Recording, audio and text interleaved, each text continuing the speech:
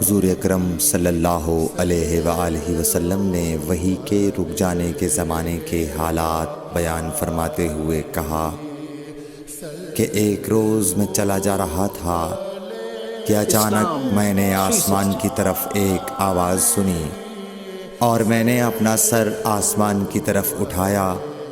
کیا دیکھتا ہوں کہ وہی فرشتہ جو میرے پاس غار حرا میں آیا تھا وہ آسمان و زمین کے بیچ میں ایک کرسی پر بیٹھا ہوا ہے۔ میں اس سے ڈر گیا اور گھر آنے پر میں نے پھر کمبل اوڑھنے کی خواہش ظاہر کی۔ اس وقت اللہ پاک کی طرف سے یہ آیات نازل ہوئیں، اے لحاف اوڑھ کر لیٹنے والے، اٹھ کھڑا ہو اور لوگوں کو عذاب الہی سے ڈرا، اور اپنے رب کی بڑائی بیان کر، اور اپنے کپڑوں کو پاک صاف رکھ اور گندگی سے دور رہ۔ اس کے بعد وہی تیزی کے ساتھ پے در پے آنے لگی۔ صحیح بخاری حدیث نمبر 4۔